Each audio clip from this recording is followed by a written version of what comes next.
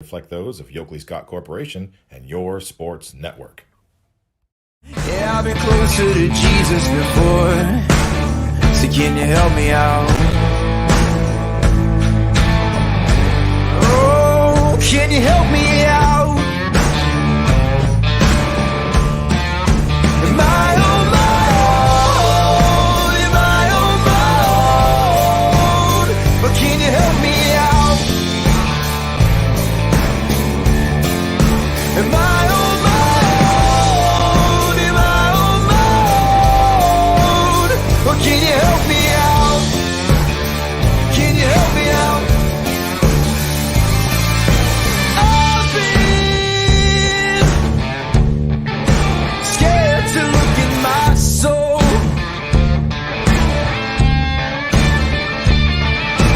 I've been afraid I would follow the road. Yeah, afraid of the things I've been told. Welcome inside Running Point Tuesday edition on YSNLive.com. Brought to you by our wonderful friends over our heads at Greenwood Chevrolet in Austintown. Acting as a umbrella, maybe an awning, I don't know. They're always over our heads. Yeah, more like a shining halo for us too. Right, I like that. Good. That keeps the show alive. You know, like Beyonce, you can always see her halo. You know what I'm saying? Pop culture reference of the day right there.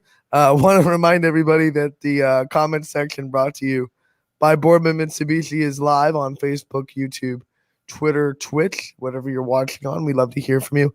We have a fan question of the day, Ty. It's a pretty good one because we have spent the last couple years in social media land seeing nothing but coaches quotes pop up. Lombardi quotes, Wooden quotes, whatever. Quote.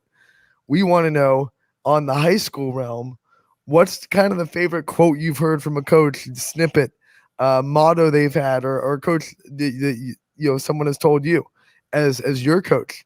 We want to hear from you some of the things that because we are blessed with so many great coaches.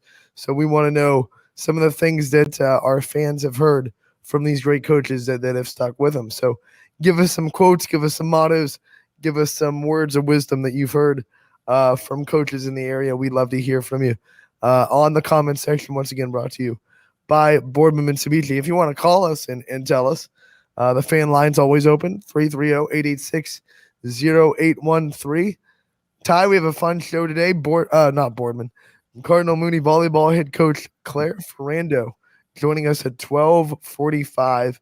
That'll be a good interview, and we're also going to recap last night's action. We had a lot going on last night, and we'll venture through 12-2. And want to remind everybody, casual sports talk after us. It was a great premiere yesterday, and we expect big things going forward. Yeah, it was a great premiere too, and we look forward to seeing what more those guys can do. So as we dive into the action from last night, we got to start with the game that I was at, and it was Cardinal Mooney hosting Salem. And if you look at the scores of this match, you're going to say, oh, it was kind of competitive, but Salem had control the whole time. Ho-hum. They won the match in 3 sets. The scores were 25-18, 28-26, 25-17. So you see that and you think, Salem controlled most of the game. One really competitive set, the other two, Salem had control of. This stat, Ty, and I double-checked it, and I did the math, and I'm representing Georgia Tech. So I did the math today. 167 total digs combined between the two teams in one match. That's incredible. Best defense I've ever seen in a match. It was phenomenal defense. Players were diving all over the place for balls. It was incredible to watch both these teams go at it. Yeah, and getting that live on YSNLive.com last night. Go check that game out. We'll have it in our archives, though, but no doubt a fantastic one last night, too. Some of the best defense you'll get in the area, especially in the high school volleyball realm. I'll tell you, I honestly, myself, probably pushed my voice a little bit too far because, I'm still recovering. But, yeah, I got into it. when you see people diving on the floor, you've done volleyball. It's just you get excited. It's one of the more exciting plays in volleyball. And 87 digs total for Mooney, 80 for Salem. And I'll just break down some of the players that helped with these dig totals. You look at Salem because they won. Their digs were, let's see, 21 for Riley Troy. McClish had 16. Emma Hotchedell, the setter, had 10. And then they had, I think, 6 others with at least 5. Just a great night for those guys. And then Mooney, they were led by Katie Fromelt with 24. Rotuno, Angelina Rotuno had 17. Elena Francis had 17. And then once again, they had multiple players with, around 8, 9, 5, 6, throw them in there. It was just, it was phenomenal. Sounds like it was a phenomenal night, and a night I wish I could have been in attendance for. I'm a little bit jealous that you got to see that much defense in one singular volleyball game, just one set too. The only thing that would have made it better is if it went to 5 or something like that. I mean, it was definitely the best 3-0 game I've ever seen in my life. And once again, the scores, unfortunately, if you just looked at the scores, you would think, Salem ran away with it, but it just wasn't that. It wasn't scores don't tell you everything in volleyball. And unfortunately for Mooney, they were missing 3 starters, and the difference was just a little bit of lacking of efficiency from their offense, too many untimely errors from their hitters. But when you're missing 3 starters, obviously 3 new people are going to be inserted there. Yeah, absolutely. And I mean, sounds like they got some valuable experience too at the varsity level, and also stepped up big time for the Cardinals. I mean, unfortunately unable to come away with a victory, but competing with one of the best in volleyball in the Salem Quakes. And the Quakers needed to wash out Saturday really bad, because Saturday they just got beat up by a Crestview team that's looking really good this year. So Salem gets to bounce back. Riley Troy led the team with 10 kills. Zoe Reed had 9 kills. So those 2 were the main offensive stars. And then, Zoe Reed got the Baird Brothers Player of the Game because 3 of her 9 kills came in the 3rd set after a Salem timeout where Mooney was on, I think it was a 7-0 rally. It was 18-8, and they cut it to 18-15. And Zoe Reed comes out of that timeout and gets 3 kills in a row. Pretty much ends that set, swings the momentum back. So she had a great game. And then once again, we highlight the defense. Just a phenomenal volleyball match through and through from those 2 last night. Yeah, absolutely. It sounds like a lot of contributors all over the place. And I mean, like I said, you got to see a really good one. Even though it was 3 sets, it sounds like it was 3 very competitive sets. Beaver Local gets the sweep over Indian Creek, 25-14, 25-23, 25-17. This one was also seen on YSNLive.com. Chris Sigler was there. Brooke Talbot was once again leading the charge as a senior. Talbot, 7 kills, 11 digs, 8 aces for her. Then you have Elizabeth Kowalski with 10 kills, 2 blocks. So a lot of good things there for Beaver Local. Also want to remind everybody that Grace Hill is up for Big Dogs of the Valley nominee. We'll go through all of them later, but when you're talking about Beaver Local, she's up for it, and they get the sweep over Indian Creek. Yeah, I mean, Beaver Local continuing to look strong like the powerhouse they usually are year to year in volleyball. And I mean, great program over there, and continuing to shine overall. And you look at Columbiana, they continue to run away with teams. They swept JFK. The scores for that were 25-9, 25-6, 25-10. Tori Long, another good night for her, 8 kills, 9 aces. Julia Rapp was right behind her with kills. She had 7. Liv Camille um, 13 digs on the defensive side, and Tony Ross with 14 assists for Columbiana. So they continue to roll. They have the non-conference win over Jackson Milton. Poland gets their third win in a row, and they sweep Champion 25-7, 25-9, 25-13. Morgan Kluchar, big night for her as she led the offense with 8 kills. Sophia Dato had 7 kills. Sarah Forsyth finished with 5 kills. Maddie Thomas and Morgan Bailey both finished with 7 assists. Poland is going to go back to the league tonight. They are at Struthers. Champion returns home to host Liberty. So Poland, tough start to the season, but they're on a winning streak right now. Yeah, and Poland, I mean, they like to do that a lot, it seems like, in all sports. And if they have a tough start to the season, they usually find a way to respond. Good culture over there in Poland that they're never down and out of it for the whole season. And I'll tell you what, Coach Leah Hughes knows what she's doing. That Hughes family is strong in volleyball.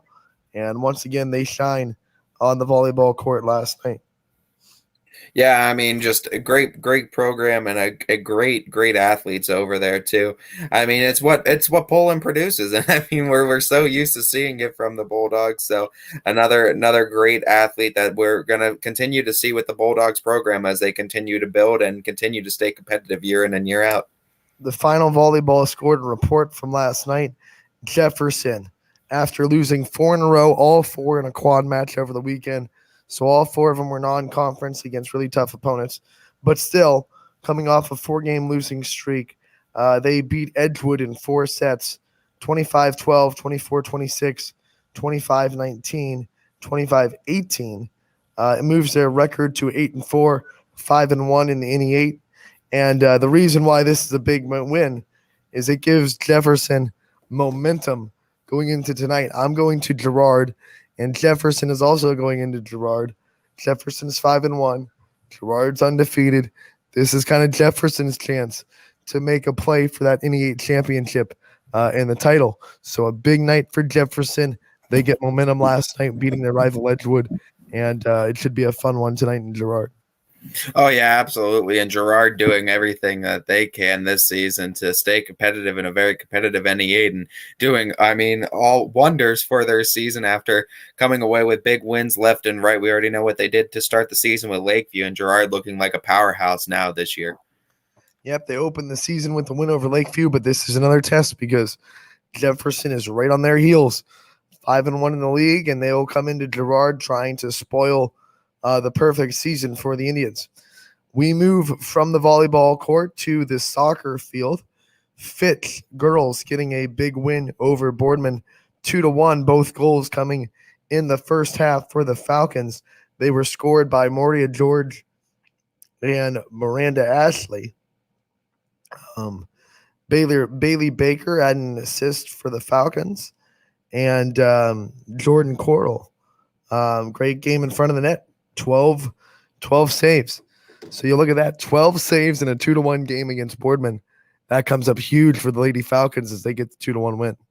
Yeah, absolutely. As you know, those games are always competitive anytime you put Boardman and Fitch in the same sentence under the same breath. And no different in the soccer realm, as it's another close one, as both programs are very, very successful and both get a lot of youth involvement too, especially at young ages. And you can just see that all the way up through the high school level. Fitch now is at 500 with their record. They'll look to go above 500 Wednesday. They will play Ursuline. Boardman, now they're having a big task in front of them because Wednesday they will host undefeated Canfield. So it doesn't get any easier for the Spartans. No, not at all. But we know the ABCs of the world, Austintown, Boardman, Canfield, are always good in soccer, volleyball, football. They're good sports programs. So I like that. It to be competitive. ABCs, man. Know your ABCs in the AAC. That's impressive. Good segue, Ty. Yep. As that's actually one thing we always used to say too, and I can't even take credit for that because that was made throughout the school districts all around because that's what you follow. Anytime there was a snow delay or a snow out, Austintown would never go unless Boardman and Canfield did. So it was the ABC rule is what we called it. Let's go off the rails a little bit to remind people that don't remember. In our day, when the school was closed, you had to get up at 6 a.m. and watch the line at the bottom of the screen. And if you missed your school, you had to sit and wait through all the alphabetical schools in order. The struggle And there was a lot of delays. Oh my God. And then you get all the church delays too on top of it. It becomes brutal. Like, not to sound like back in my day, but there were no texts. There were no, mass texts that said, hey, school's canceled. Cool. Now it seems like a lot of schools in the winter just forget about morning and cancel the night before. Yeah, and I mean it's smarter to do that. I mean, if you think if you're gonna something's coming. I mean, it's more convenient to know for the students too at night. But Ty, how many times have we seen that happen? Like, oh man, the storm's coming, we better cancel, and then it doesn't. Or it doesn't come, and you're sitting there like, well. Now, especially going to Austintown, you didn't expect many snow days. It had to be borderline blizzard and borderline freezing out for you to cancel. Otherwise, we were going to school. The one school that always, when I was a kid, you always saw them. They were canceled like every day, every time there was snow. Beaver Local, like I was about to say, that? Like it was always Beaver Local. It's like. Before I joined the YSN banner and started learning more about the Beaver Local programs as far as sports, that's the only thing I remember them for was them always canceling school anytime there was snow and always seeing Beaver Locals thing on there. Mikey McKenzie freaking knows he has the whole winter off practically every time he goes to school. An inch of snow, enough snow to make a footprint is coming to Beaver Local. Cancel. No, I think it's because I'll be corrected, but I think Beaver Local is on like a hill, and it can get a lot of runoff. It can get really nasty for buses trying to get down there in any kind of questionable road conditions. So extra cautious, of course. But I believe I was told, because here's a personal tidbit from my history. My trumpet instructor was the band director at Beaver Local at that time. So I was always asking him, like, why are you guys always canceled? And I believe he told me that they were on like a big hill. That was. I mean, it makes sense too. You don't want to crash, obviously, if you're bringing students in too. So I mean, you gotta go back to why did they put it on a hill then? how did that work? But yeah, I mean, hey, it works out for the students. I know they ain't complaining every year when they get as many snow days. They're down by West Virginia. They don't have much of a choice. There's hills everywhere. Yeah, you're pretty much right too. How do you avoid the hills? You got hills and lakes everywhere. That's pretty much it. Oh man, that's true. But maybe I don't know. I haven't kept track with school cancellations of late. I don't know if Beaver Local has slowed down or if they're still excuse me. If they're still the school that cancels pretty frequently.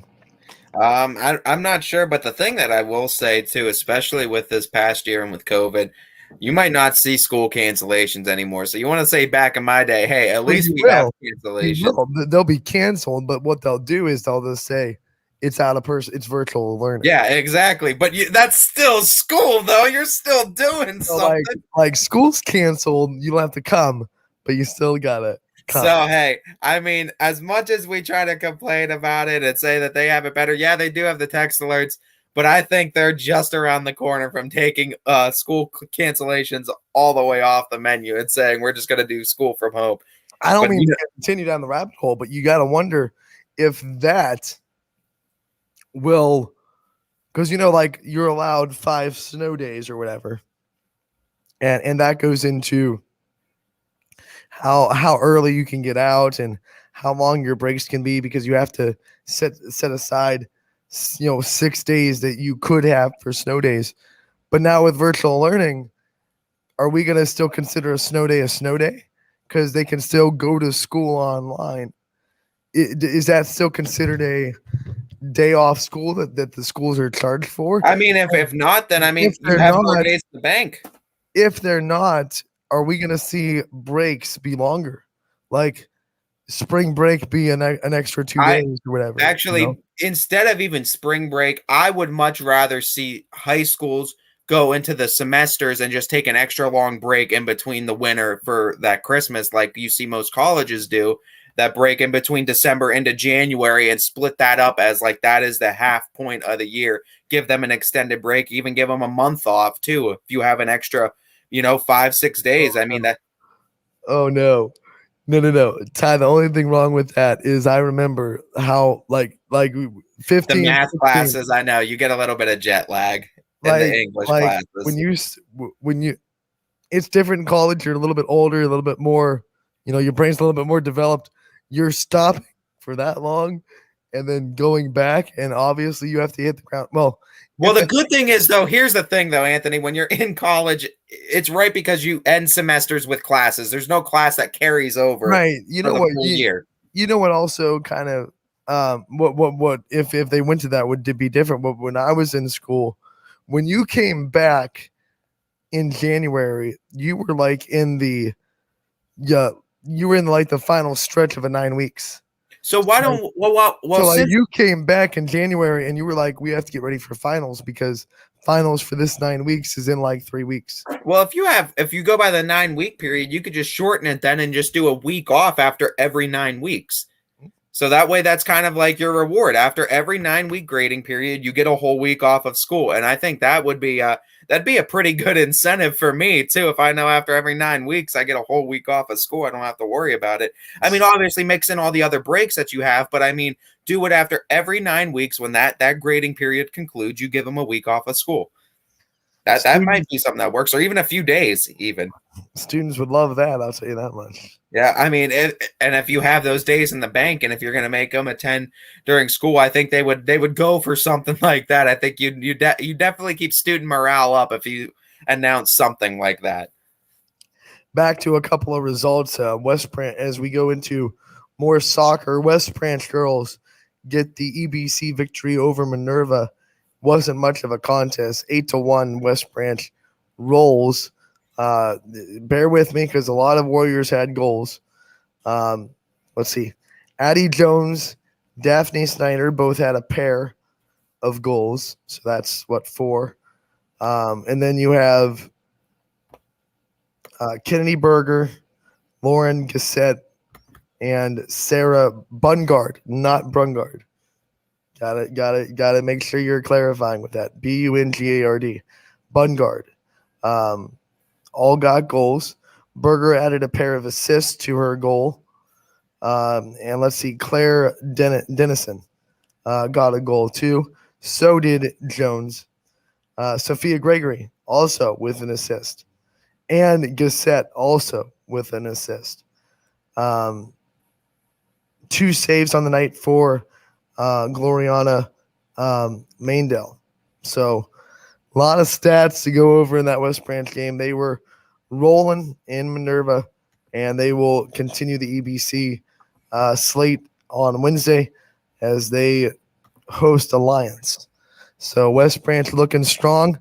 That was their second EBC match. We talked to Coach Fico earlier in the season. Obviously, we're looking forward to that Marlington matchup, but until then, West Branch just kind of sharpening their teeth. Yeah, pretty much. And West Branch, as all programs, it seems like they have over there, successful and yet again another one. And we're looking forward to yet another West Branch and Marlington matchup, as we seem to always do. If it's not Salem, it seems to be Marlington that we have to get up and excited for West Branch. They seem to be the best contenders, but remember, West Branch has won, I believe Coach Fico said, 8 straight EBC championships in girls soccer. So they've been dominant for a long time. Right now, the Salem girls are undefeated, so we can't look past that matchup either. It's going to be a fun EBC as they go down the stretch. Oh, absolutely. As usually, the EBC is a very fun conference anyway in any sport. we conclude our soccer recaps. South Range, man, did they have an offensive flurry against Struthers. They beat the Wildcats in Struthers 10-1. 9 different Raiders scored a goal. So once again, bear with me here. Hannah Ritchie, she was 2 goals for her. And then the other Raiders to score a goal.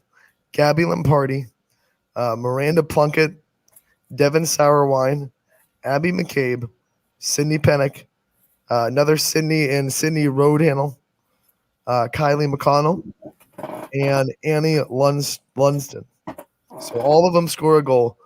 McCabe had an assist as well. Kylie Crank finished with 3 saves on the night. And the Raiders offense looked, I mean, what do you say? I mean, what's the word? It just, I said the headline for the story was relentless. And I think that's a pretty accurate description, a relentless offensive flurry from the Raiders. Yeah, and it seems like at any time you put up double digits in a soccer match, it's actually pretty impressive too. And double digits is impressive, but also what's impressive, 9 different players scored. Yeah, absolutely. Absolutely. So, I mean, it shows the type of weapons that they have on the team and where all kinds of offense can come from. Very dangerous team is the South Range Lady Raiders. The Raiders will continue their season Wednesday. They host Jefferson. Struthers, they are also back in action on Wednesday. They will travel to Girard. Struthers is 1-4. South Range is 5-2. So those are the records there. And that's kind of your recap of last night. Monday, kind of a hit and miss night for volleyball. A couple of teams in action, but I believe every team in the area in action tonight. Tuesday and Thursdays are usually your, absolute, conference nights. Everyone usually squaring up. And then Wednesday and Monday, your nights where, some teams are getting in matches, but not every team. Yeah, absolutely. But I mean, looking forward to another big night of matches tonight as well. But yeah, happy to report at least a few scores too from the other night. And also big night tonight for boys soccer. Girls soccer was the majority in action last night. Boys soccer tonight. And don't forget, boys soccer Thursday night. Man, is this a matchup. Howland versus Mooney. State champion from last year's Division II versus the state runner-up from Division III last year. Granted, Mooney's record doesn't look great right now, but we all know Mooney's schedule. It's rough. It's terrible. It's brutal. We talked to Matt Britton earlier this year. It's a rough schedule that gets them ready for that playoffs. So still, it should be a very highly anticipated matchup between Howland and Mooney on Thursday. Yeah, absolutely. As we already know what the Howland Tigers are all about, but Mooney, they could come up and surprise you if you're not careful. So it should be a very competitive matchup. So with that being said, we will take our first time out of the day. We'll come back and we'll get ready for our interview with Claire Ferrando, head coach of the Mooney volleyball team. That's coming up at 12:45. And this break brought to you by Greenwood Chevrolet in Austintown. New things happen all day. Some are good, some not so good. In today's complicated world, while you're busy working, playing, and living life, we're busy helping you make sense of the day's news. And there's only one place where it comes together with clarity, context, and accountability. It's 21 News at 6 with me, Madison Tromler, and Derek Steyer. 21 News at 6. It's what the day's news really means to you. Welcome home to a home made homier with Baird Brothers Fine Hardwoods. Inspiration starts at BairdBrothers.com and is turned into reality when high-quality hardwoods are delivered right to your home. Baird Brothers has the latest design trends, shiplap and skinny lap interior siding, antique oak rustic flooring, and, well, you'll find them all at BairdBrothers.com. Ordered easily, delivered conveniently, enjoyed comfortably. BairdBrothers.com. At Greenwood Chevrolet, shop with confidence knowing we're ready to go the extra mile for you. With the largest selection of used vehicles in the Valley, backed by the Greenwood Advantage Warranty. Every one of our vehicles has undergone our own 126-point inspection, so it passes the most important inspection, yours. No other dealership has the extra inventory, gives you extra for your trade, and goes the extra mile for you. Only at Greenwood Chevrolet. WRS Wealth Advisors, the area's premier wealth and retirement specialists. Located on South Avenue in Boardman. Quality, customer service, and integrity. Those are the 4 words that have driven our success since 1957 at Joe Dickey Electric. Joe Dickey Electric is one Mahoning Valley landmark business that stays current with the requirements of our customers. Family owned and managed, we are an electrical contractor and energy solutions provider. Every member of our team adds to his or her skill set through ongoing training. Residential, commercial, industrial, automotive, and more. We keep ahead of the needs of our customers with a fleet of more than 50 vehicles and 24/7 emergency service, so you're never left in the dark.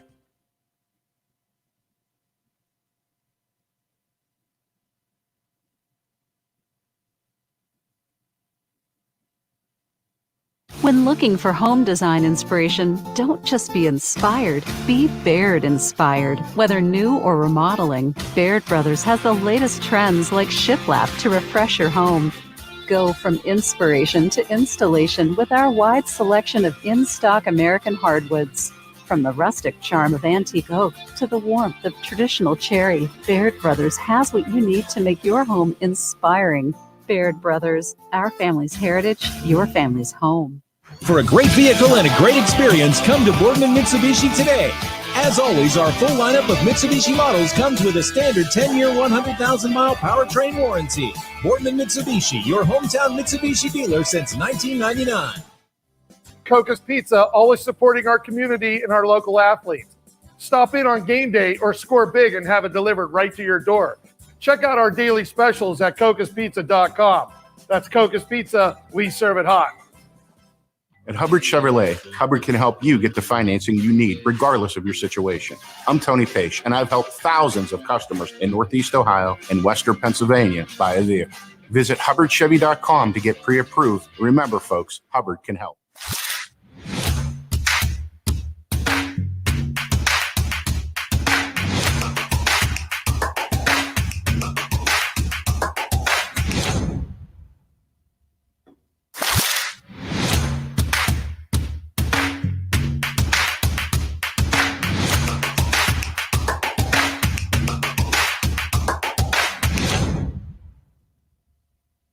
You're not waiting to see what the world has in store for you. It's more about what you have in store for the world. All you need is the opportunity. All you need are the resources of a large university and the advantages of a personalized academic setting where you can experience new worlds in the arts and sciences, business, and education and make them your own. We are where you shape your future. We are Youngstown State University and proud.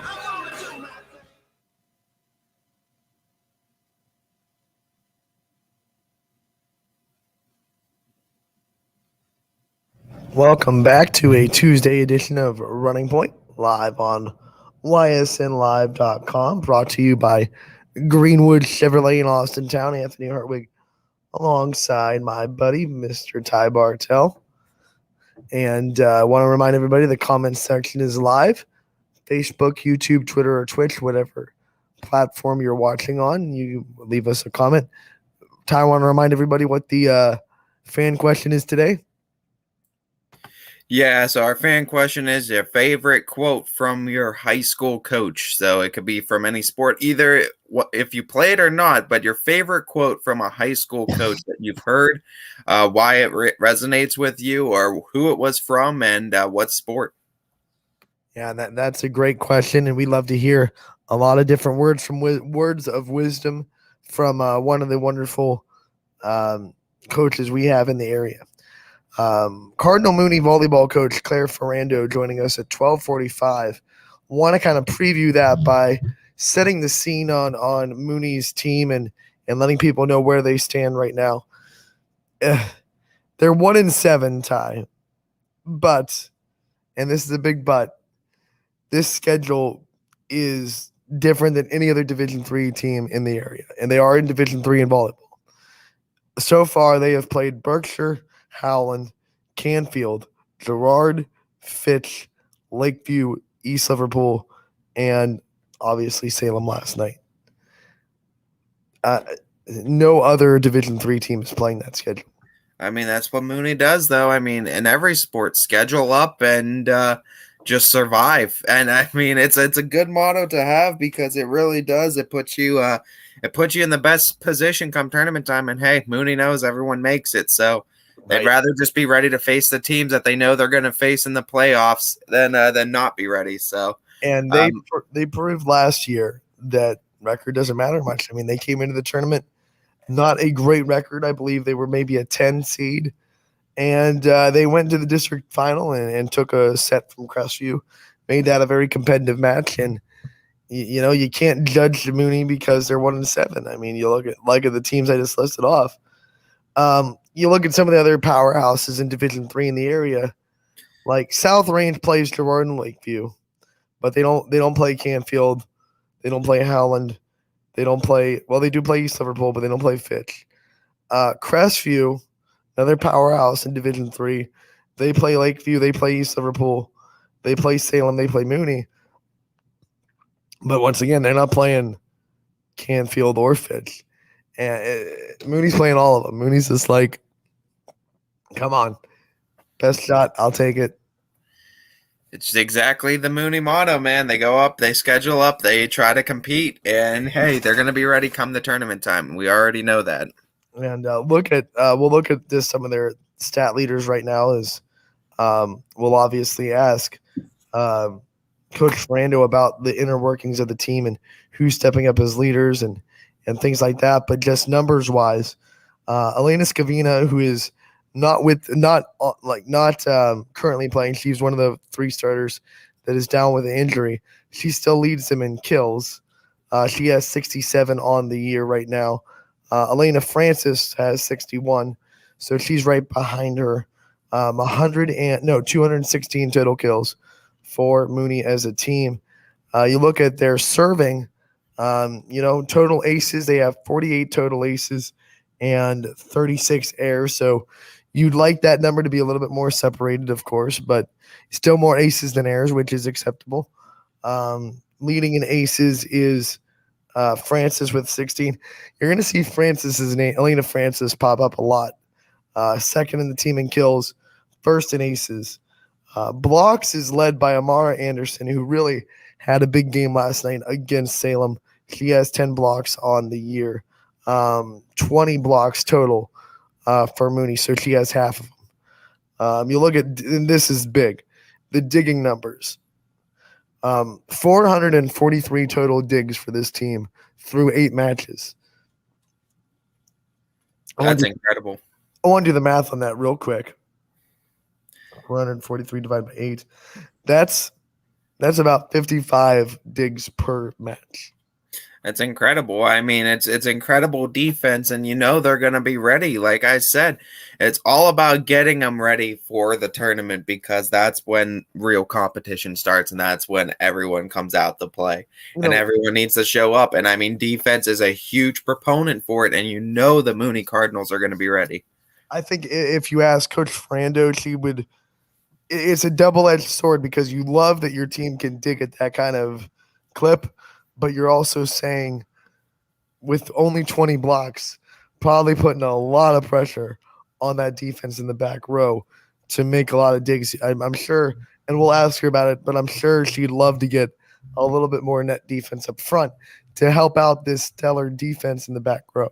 Absolutely. I mean, if you can get a little bit more help up front and just limit the number of times that the back row even has to see the ball, that's going to help out tremendously too, especially on the defensive front. And it's just going to make Mooney almost impossible to score upon if they can improve that net defense. Elena Francis leads the team in digs. Once again, Elena Francis's name pops up. She has 93 on the year. Angelina Rotuno has 82. She's second on the team. Then you look at some other players. Scavina has 51. And then you look over here. Katie Fromelt, their libero, has 76, and Pecchia has 50. So you got what was that? I believe five players with 50 or more. So they're digging at just incredible clip. Also, Angelina Rotuno, she's just one of the best setters in the area. She's handling it all. They're running a 5-1 through her, 176 assists on the year. And she has 178 out of 192 assists for Mooney. So I know we're throwing a lot of numbers at you, but Angelina Rotuno, one of the leaders of this team and one of the most fun players I've been able to watch play, especially her performance last night. So, they're led by a lot of great leadership and great captains, and 1-7, probably not a fair judgment of how strong this team can be. Yeah, absolutely. And you got to read between the lines sometimes to see how good or bad a team really can be and really is. And what we see with Mooney is that they schedule up because they want to be competitive come the tournament time. They know that this regular season, you want to be competitive now. You want to try to win conferences. You want to try to win divisions. But at the end of the day, it's about getting yourself ready for the tournament. And Mooney feels like scheduling up and having the best of the best on their schedule is going to best fit them and best get them ready for the tournament. And I think you're going to see that come Division III tournament time, you're going to see that Mooney's going to be just as competitive as we expect them to be. And I think they're going to surprise a lot of people. And they still, by the way, on their schedule have Ursuline, Crestview, Boardman, Western Reserve, Hoban, Girard again, Ursuline twice. I mean, right there, Girard, I believe Hoban is still undefeated. Western Reserve's undefeated. Crestview's undefeated. So that's 4 more undefeated teams as we stand right now, still on their schedule. So it's just the gauntlet. I mean, what do we say? They will host Ursuline on Thursday. That is their next game. Yeah, little matchup of the Holy War again with the Irish, as it should be a good matchup. As Ursuline going to be a competitive one, but I think Mooney's going to surprise a lot of people. Don't expect their record to be the determining factor in this one at all. I'm looking forward when the brackets come out to see how many area coaches in Division III respect their schedule past their record, because obviously when a 1-7 start and with the rest of their record, you're not going to have a favorable record at the end of the season. I mean, you're probably going to be a 5-10, maybe a low teen seed. But you wonder if coaches will vote high just because of the respect for their record. I mean, yeah, you're not going to see them be a top seed, I don't think, but I think you should see, if area coaches take even one glance at their record, you should see them given some respect as far as where their place seeding wise is concerned. I think for sure, for the amount of undefeated teams that they're facing in a multitude of divisions, not afraid of facing the top teams, including Division 1, 2, 3, 4, and the best in every single division. I mean, saying bring them our way, and I gotta believe that that's going to play a part in where they're seated. And, the coaches won't, they don't have the time to dig into this, but obviously we have to point out right now, and for the last 2 or 3 games, down 3 starters. So that goes into factors too on how good this team can be when they get those 3 back at the end of this, when they're at the end of the season.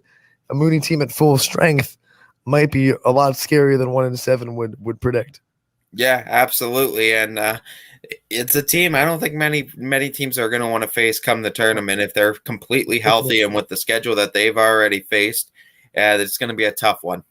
I think if you just ask Crestview if they want to play Mooney again in district championship, they'd be like, we'll take the challenge. Of course, we will. The Crestview's not going to hide from anybody, but that's not a gimme district championship by any stretch of the imagination.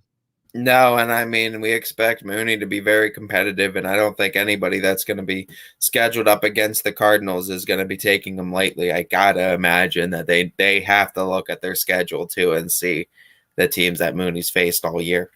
Volleyball happens in a blink. We're sitting here, what's today, September 14th? A month from now, we're going to be talking about, shaping up the brackets. It happens in a blink, man.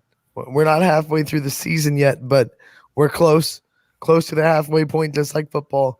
And in about a month, I believe the brackets should come out in the first week of October, and then the section will start on October 19th. So here we go. Yeah, absolutely exciting time. Cannot wait to see the brackets, and when tournaments come out, that's always the most exciting time. And Coach Frando should be joining us any minute at all. While we wait, Ty, you're going back to volleyball on Saturday, I believe. Returning to Returning to Fitch. Returning to Fitch. So yes, Saturday morning. I think there's a quad match set, so we're going to see Fitch. Poland's going to be there as well. A couple of other out of area teams. I believe Cardinals, another one that's going to be there. So we're going to get some matches with Poland, get some matches with Fitch on there, and just preview a few of those teams on the network as well. Right now, we are joined by Mooney head coach Claire Ferrando. Coach, thank you so much for taking the time. I know you're on your lunch break, so we definitely appreciate the time today to talk to us. Of course. Thanks for having me. And before we dive into this program and these players and everything, I got to just talk about last night's game. I was there. I told Ty it goes way past the score how competitive this game was. 167 total digs between the two teams. Maybe the best defense I've seen played in a match. Talk about what it's like to pride yourself so much on defense. You're already over 400 digs as a team, just 8 matches into the season. You guys play really solid back row defense. Oh, thank you.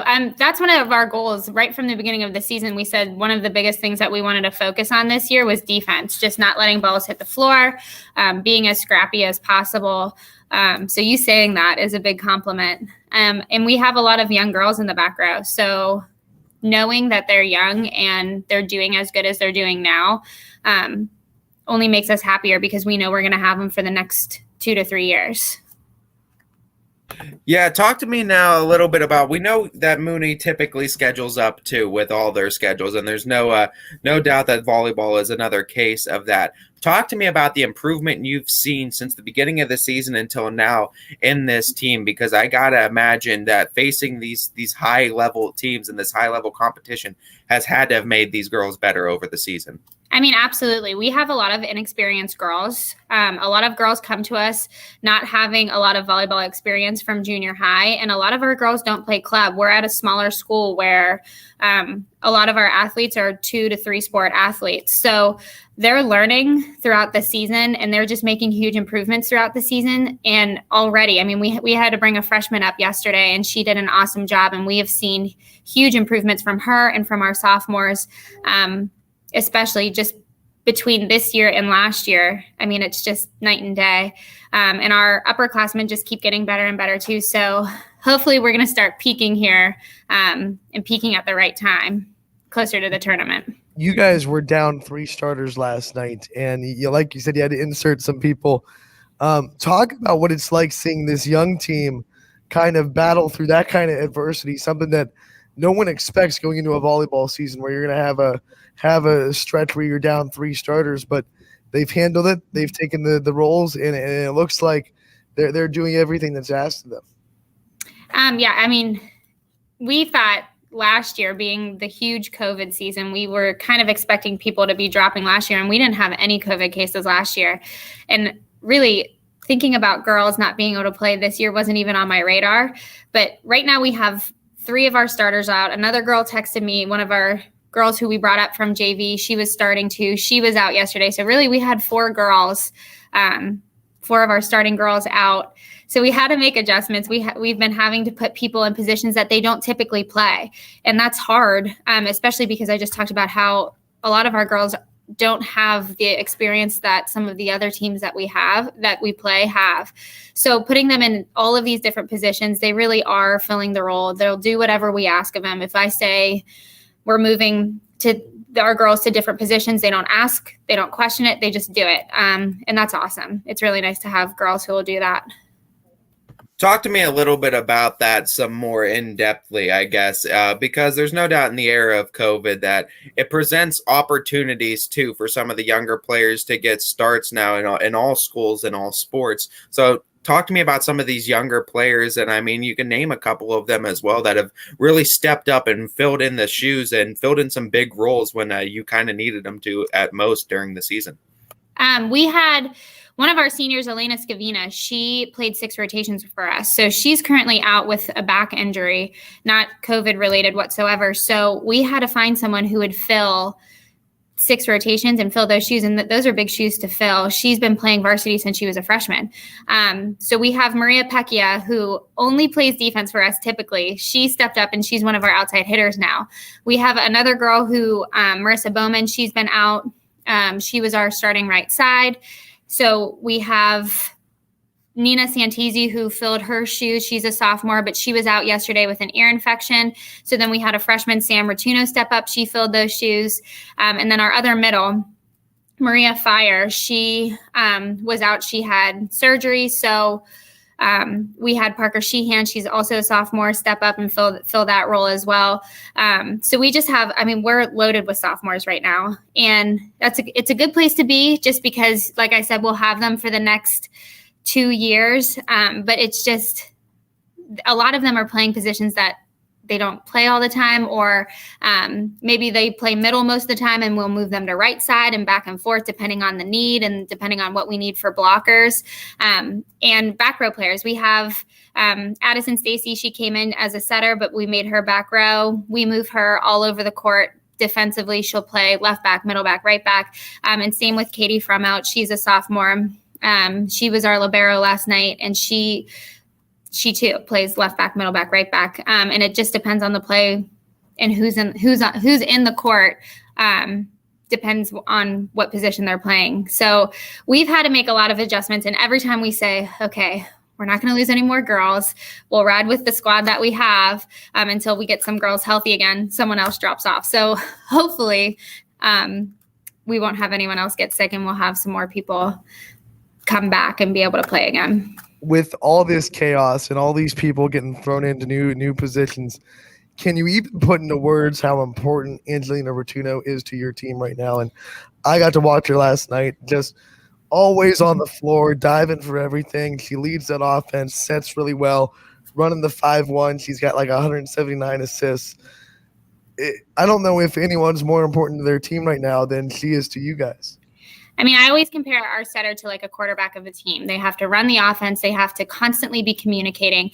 I demand more from her than pretty much anyone else on the team, and she knows it. And I tell her that too. And I told her, and it's not fair, but I need her 100% of the time. I need her every point, every game. She can't take plays off, and she knows that. And that's a tough role to fill, but she is so feisty. She's so competitive. She's so scrappy. She fills it so well.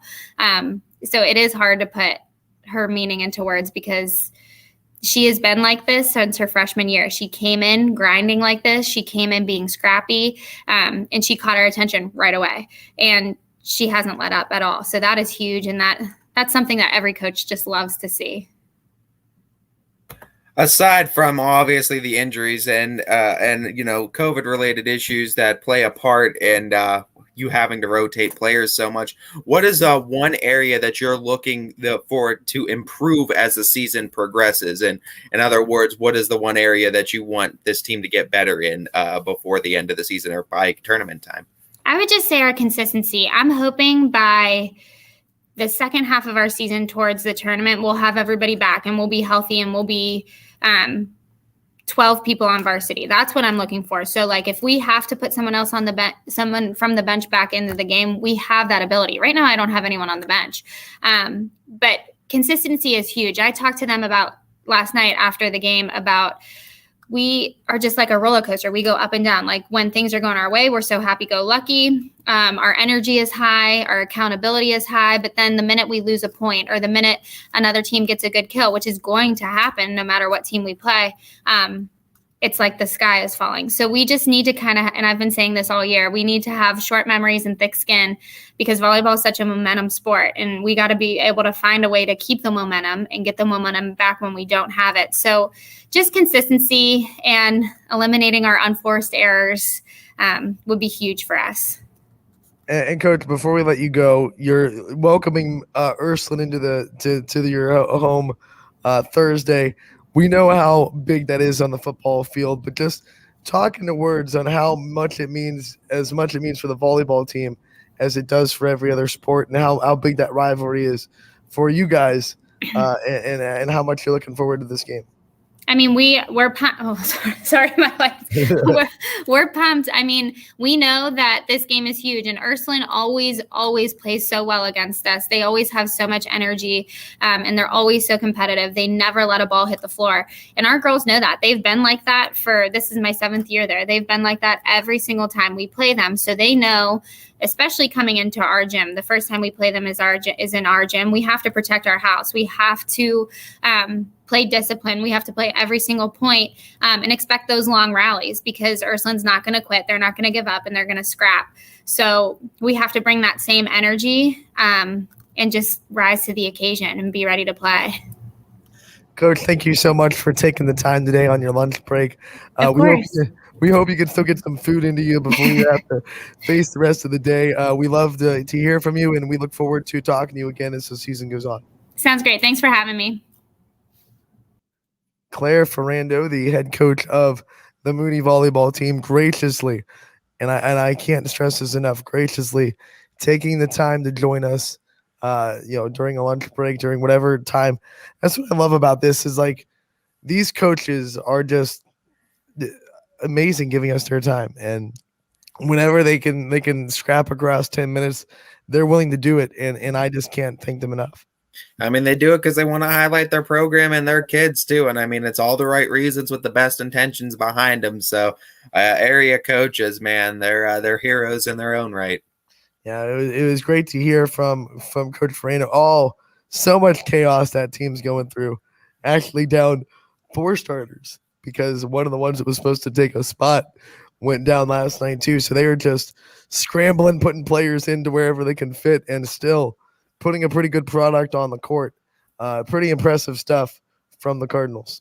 Yeah, absolutely. And I mean, it's exactly what you expect from the Cardinals. Has always been next man up or next girl up mentality too. I mean, it's either way with both the men's and women's sports at Cardinal Mooney. They always know that no matter what grade level you are, you could be expected to at any time called up to the varsity level and expected to perform. And hey, that's exactly what they're doing with the volleyball team right now.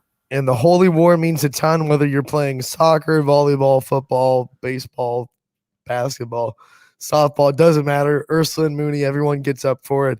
That's happening on Thursday. Get out to Mooney. Get to see that game if you're a part of either community. It will be a good one. Like she says, Ursuline's a very scrappy team. You're going to see a lot of long, exciting rallies, and it should be a very fun match. So make sure to get out to that one and support the Cardinals or the Irish, whatever side of that holy war you fall on. We always expect those ones to be large crowds, though, as I don't expect this to be any different. Ursuline and Mooney both travel very well, and they both show up very well. Last night, Mooney had a significant student section, too. A lot of football players hopping in after practice. You'll love to see that, and you know they will be there for the holy war. Oh, yeah, for sure. You know that they're going to be there. They have a great student section. Both teams do. So, you know, there's going to be a large showing. So we will take our next break here as we venture into the 1 o'clock hour on Running Point, brought to you by Greenwood Chevrolet in Austintown. Every customer has a story, and at Greenwood Chevrolet, we are committed to making sure it ends with you in the right vehicle. I get to be part of somebody's adventure, whether it's buying a car for the first time, helping them get approved, or finding the perfect car for their budget. I'm proud that people trust me with their finances. They trust me to take care of them, and they trust me with their story. I'm Tracy, and I'm ready to go the extra mile for you, only at Greenwood Chevrolet. Working with your family can be stressful at times, but because they're family, you know that you're going to get a loving, honest answer, even when things don't make sense to any problem. Dealing with Medicare can be confusing and overwhelming. That's why here at Myers Family Insurance, we do our best to give you honest and caring answers to all of your questions. Family, like Medicare, isn't always perfect, but when you put others first, the results can be amazing. For all your Medicare needs, call Myers Family Insurance.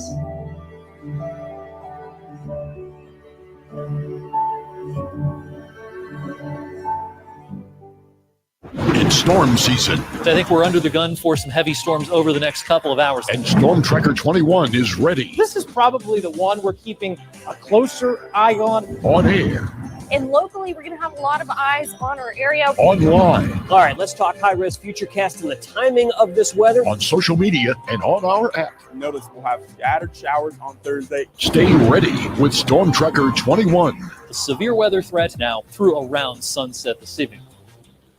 Hi, this is Tommy Clem, owner of WRS Insurance Solutions. WRS Insurance Solutions is a local independent agency that specializes in life, Medicare, long-term care, and disability products. Call us at 330-953-3722 or visit us at wrsinsurancesolutions.com to learn more. Good luck to all the student athletes in the Valley. Hi, I'm Colin Chupa. And I'm Kelsey Clem from K-Squared Marketing. Our boutique marketing firm specializes in media planning and buying, public relations, event marketing strategies, and strategic sponsorships. We can integrate our services with your existing game plan, or we can be your entire marketing team. Your goals, our game plan. Let's win together. Call K-Squared Marketing at 330-623-2730 or visit ksquared.marketing to learn more. Jimmy Sutton here, Director of Isle, Purple Cat, and Golden String. We are happy to support YSN and two of my favorite people, Scotty Mincher and Super Dave O'Malley. We are an agency that provides services for adults with disabilities. We infuse humor, passion, and joy into their lives. If you know of any folks with disabilities that need our assistance, please contact us.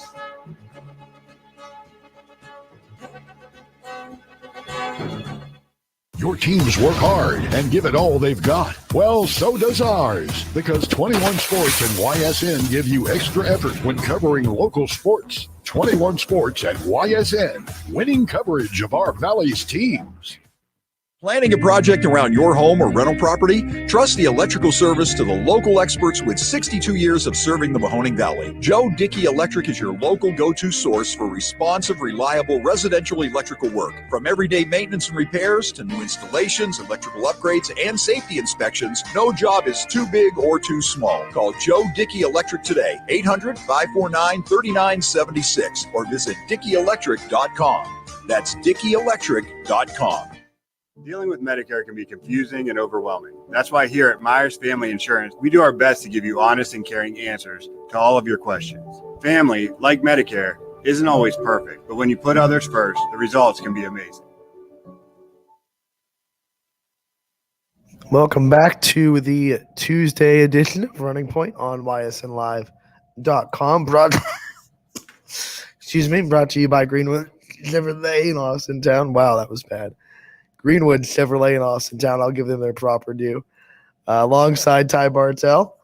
And we thank you for joining us. Want to remind everybody, comment section is live on YouTube, Facebook, Twitter, or Twitch. Ty, remind everybody once again after we come out back from break what the social media fan question is for today's episode. It is your favorite quote from a high school coach that whether you heard while they're playing on the team or you just know was their quote, motto. What is your favorite quote or motto that you've heard from a high school coach? We want to hear from you. Let us know on the comment section, or if you feel like calling us and telling us, the hotline is also open. 330-886-0813 is the number to call. Once again, 330-886-0813. Ty, we got new Big Dog nominees. They really released last night. Let's break down who we have. Let's start with football. Anthony Dema from Garfield and the G-Men getting their first taste of Big Dog nominee. This kid's a wrecking ball. He's big, he's physical, he's hard to stop. And LeBray's defense learned that all too well on Friday night. Yeah, absolutely. And I mean, Dema, one of those guys that is absolutely a force, and it's part of that Garfield offense that is just big, physical, and better than you with that attitude. And I mean, and Dema is that X factor that is behind that huge line. Anthony Dema needs a shirt from the Purple Cobras that just says, "We're better than you," and we know it, because I feel like that's Garfield's run game. They don't try to hide it. They line up in that 3-back rotation, and they just direct snap it to a running back and run it right at you. They don't hide that they're going to run. Everyone knows what they're doing. They're just better, and they know it. I mean, that's pretty much Garfield's offense. The next nominee, no introduction needed. Blaze, X-Line, X-Factor for for Salem. Man, this kid, I said this yesterday. There was a play on Friday. It was a bubble screen. Catches the ball, and you'll look at it, you pause it right there, and you go, the defense has an angle on him. He's not going to get too far. And that angle disappeared so quickly. And he was gone. It was a huge gain. Instead of what should have been a minute gain. He's a game changer, Ty. Yeah, absolutely. I mean, you could call him an X Factor. We go from calling Dema an X Factor to X Line, the X Factor. I mean, call it X marks the spot in the end zone, too, if you want to, because, I mean, he is just a force for grabbing touchdowns, too, this season. He's one of Jackson Johnson's favorite targets, and you could see why for the amount of space he's able to create. It's incredible. I think Salem's band needs to learn X gonna give it to you. You know, I think they need to learn that song and play it every time he scores a touchdown. Yeah, that'd be pretty cool. A nice little touch for X Line. Just throwing out ideas. Salem band director, hit me up if you want to collab. Yeah, there you go. Anthony's got you. I got you. Oh man, can't laugh. It hurts. Michael Palmer for Girard, 4 touchdowns this week against Jefferson. He gets on the list. And Girard starting to put together an offensive identity. Michael Palmer, a big reason why. Yeah, absolutely. And Girard coming up with a big victory, too, this past week against Jefferson. So, I mean, you can't discount that at all. And what we're seeing, too, especially from Girard, is that turnaround, especially after that game against Streetsboro. Girard now showcasing why they're meant to be taken seriously in the NE8. And you know what? Michael Palmer put on a cape in that game because Girard was down. Momentum was definitely not their way. And he led that drive. He scored the game-winning touchdown. And, you know, tie on that cape, young man. You got it. And then you get on Big Dogs of the Valley. Actually, by the way, there are 6 names on both lists this week because of how good performances was over the week. Yeah, absolutely. Almost needed it. So next in this football poll is Aaron Groner from Springfield. Another guy that is helping a team that struggled to start find some offensive rhythm and identity. And man, the Tigers in the last 2 weeks, they found something that works really well. And Groner is a big reason why. Big win against Geneva, big win against Louisville with both big scores in the margins of victory, too. And Springfield looking like they're getting right back to where they were and what they are used to. And you can't discount what Aaron Groner has done for the team. A huge factor, especially these last 2 big victories. And Springfield, in my opinion, that Louisville game was an absolute message to the rest of the conference that we're here. You know, everyone was saying Louisville's going to be competitive, and Springfield just said, you know what? You know, pump the brakes. We're still here.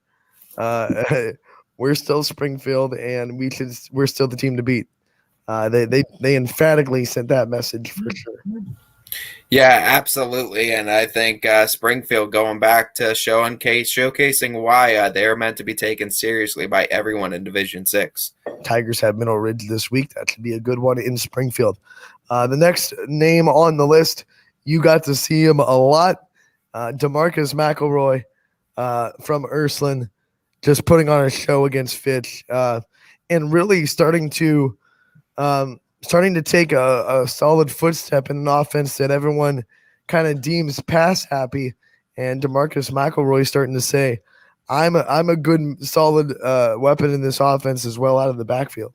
Just the game that they needed to have and that DeMarcus needed to have too for that Ursuline Irish offense, because now going forward you have to respect the Irish's run game now. And I know going into Warren Harding and going into Mollenkoff Stadium to play the Raiders is not going to be an easy task for the Irish. But I mean, now that the Raiders have to plan for both the run attack of DeMarcus as well as the pass attack of Brady Shannon, I mean, no doubt one of the most incredible performances I've seen in Greenwood Chevrolet Stadium, especially on the ground. Ty, I mean, you can disagree with me if you're wrong. You can't stop both. There's just no way. It's gonna be hard, and you're gonna need a big time team. And the only teams I can think of are the teams that have beaten Ursuline. That Ursuline's gonna need to get some is that defense. Is just you're gonna need a big solid defense. The problem is with Ursuline was they were struggling against that run game. And now they've gotten it. Now they have the run game with DeMarcus. The biggest thing with Ursuline now is just their defense has to hold up. And if their defense gets even a little bit better, it's hard to see anybody in Division 4 beating this team. I think now that after McElroy's performance and what he's doing this season, the only thing you can do to hope to beat them, or I should say hope to slow them down on offense to beat them, because their defense has proven that teams can kind of score with them from time to time. But to slow down that offense, you better have a really, really good defensive line. Because if you have to bring extra people to stop the run, Brady Shannon's going to pick you apart. So you better be able to get penetration with your 4 or 5 offensive linemen and get pressure without blitzing. Because if you can't do that, then I think you're toast against this offense. Yeah, and I mean, there's a few Division 4 teams that I could think of off the bat that have defensive lines that might be able to cause some issues for Shannon. But the problem is Shannon doesn't go down easy and he's elusive, so it's also hard to contain him in the pocket as well. So going to be a tough game plan going up against this Irish offense for any team for sure. And last but certainly not least, it was only a matter of time before this kid got on the list, because he's been putting together not just a great season, but a great career at South Range. Dylan Dominguez, 3 touchdowns against Struthers, continues to impress, over $150 in that game. And he's one of the runners really hard to stop. Yeah, and I mean, I think he had 5 the week prior too, and I mean, he's just an incredible player too. I mean, Dylan Dominguez. I mean, South Range is definitely in the question for 10-0 season, and I mean, with the type of season they've had, you gotta give a big shout out to Dylan Dominguez because he has created a lot of that offense there in South Range. I think Dylan Dominguez and Anthony Dema are both in this category where, when you know it's coming, you still can't stop them. Yeah. Exactly. I mean, there are times when, like, obviously Coach Yeagley does a really good job mixing up his play calling, so you don't always know when Dylan Dominguez is getting the ball, but there are times when you do. 3rd and short, stuff like that. Like, okay, Dylan, they're going to run the ball here. And even when they're ready for it and they pack in the box, you can't stop them. I mean, he's a monster, man. He's a beast. Same with Garfield. I mean, even when you pack 8 in the box and they're going to run, can't stop it. Cannot stop it. I mean, it's a great line and a great back to complement each other too. And I mean, as good as a line, or excuse me, as good as a running back is, it's as good as their line is. So you got to give a huge shout out to both the Garfield and the South Range offensive line, creating huge opportunities, and the credit to both the backs for taking advantage of those opportunities time in and time out. Absolutely. Just to recap the football list: Anthony Dema, Blaze X line, Michael Palmer, Aaron Groner, DeMarcus McElroy, and Dylan Dominguez. Voting for football ends Saturday at midnight. It is unlimited, and so members of these communities, get out, vote for your favorite player, and we talked about it yesterday. We want the voting total to surpass last week, and every week to surpass the week before. So I believe it was about, with volleyball and football combined, it was about 65,000 votes. So we'd love to see the total go up this week. Obviously, 6 players, it should, you would think. It's already at 18,000 combined between, so we're already at 18,000. So keep getting out there, keep voting. You have until Saturday, still a lot of days left. YSN Nation is strong and it is unstoppable. Let's go up to the volleyball list and start with Kaya White from East Liverpool. 27. Well, I mean, you could pick any game because she's just putting together a great season, but 27 kills last week against Indian Creek. She continues to just be a dominant presence on East Liverpool's team and one of their best weapons, a girl that you, once again, like Dominguez, she's getting set and you just still can't stop her from getting kills. She's good at adjusting over the block, and Kaya White lands on the Big Dog of the Valley nominee list this week. Yeah, no doubt. And East Liverpool, very competitive, as you know. One of their losses coming against that Beaver local squad, but that Beaver local squad, a very tough squad, but no doubt East Liverpool, very, very competitive and has a very good volleyball program over there. And you got to give a huge hand to Kaya White and what she's been able to do for the Potters. East Liverpool, 2 losses on the year, 1 to undefeated Beaver local and 1 to undefeated West Branch. So, I mean, two very good programs, but I mean, other than that, they're very, very good, and it's a program that you better watch out for come tournament time. You move on to the next player on the list, Megan Klockner out of McDonald, the setter for the Blue Devils, and my opinion, one of the most potentially great setters in the area. She has the height to be a setter anywhere, and she's putting together a fantastic year. You look at the game that kind of, she consistently gets doubles. They're running a 6-2 right now, so her assist numbers aren't skyrocketing, but pretty high for a 6-2 offense. So Megan Klockner gets on the list from McDonald, and we've talked to Mike Klockner before, and he praised her, and she's one of the leaders of the team, and she gets on the list. Yeah, absolutely. And you could tell that too by her on-court play. I mean, McDonald, a program that absolutely needs one of those leaders on the court at all times, and it helps out so much when they have those on-court coaches as well. And Klockner, I mean, especially what she does in the box score, but I mean, what she does outside of the box score too is just as deserving of why she should be on this list as well. By the way, Klockner just a sophomore, so a lot more Klockner left to go. A lot more time on the clock. Yeah, absolutely. Grace Hill from Beaver Local. We were talking about Beaver Local, and they have a representative this week. Grace Hill, she consistently has 15, 17, 18 kills per night. She gets on the list this week. Beaver Local, not like very balanced offense, but Grace Hill is one of the weapons they have in East Liverpool for Beaver Local. They're in East Liverpool. I learned that. Yeah. You want to know a big reason why the Beavers are undefeated? It's because of Grace Hill. Grace Hill is such a huge factor in this offense and the defense for Beaver Local. She's great on both ends, and she's just a very good all-around player, just like a lot of players are there in Beaver Local. But, I mean, she herself having a fantastic week. And you move on the list, someone that you're very familiar with, Jocelyn Jordan gets on the list this week from Austintown Fitch. 22 kills in a match last week. She's stepping up. She's getting a lot more opportunities from the outside. You've got to see her a couple of times. It was only a matter of time before she got her name on the list.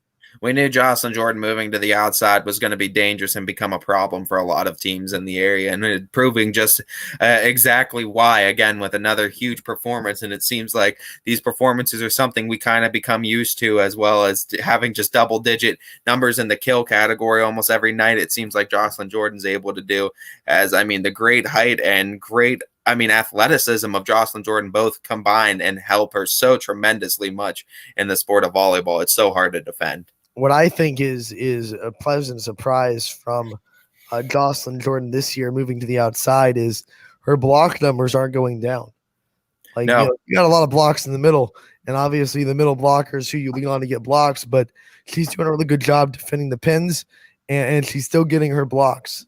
And I tell you what, too, another good thing you could talk about Jocelyn Jordan this season is doesn't matter the height, too, being 6'2". I mean, she's still able to get digs like the rest of them. Still gets down on the ground. Still fantastic, too. So height usually is one of those things. The taller the player, the more it affects how well they can get down and get a good dig under the ball. That's typically why you have a little bit of a shorter player do that, too, as your libero. But, I mean, Jocelyn Jordan, very well when she's in the back row, she's able to get those digs and get digs out. And she hits the ground with the best of them. Something else to point out, Jocelyn Jordan also really improving her serving efficiency this year, being asked to serve a little bit more in a little bit more rotations this year. And she's not a liability back in the service line either. No, and that's a huge part. When you could be featured on all areas of the court, you become so much more versatile than for that coach. And, Coach Bartlett loves it too. So you move on to the next player on the list, maybe the best libero in the area. Reagan Irons from South Range gets on. She had a stretch last week where one match she had like 29 digs. The next match she had 35. And then the next match she had 42. And 42 digs in a match, very high. She continues to lead the back row of that Raiders defense while their block is young, trying to get adjusted, not getting as many blocks as they'd hope. She is holding down the lines in the back row. So the libero from South Range gets on the list as senior captain as well.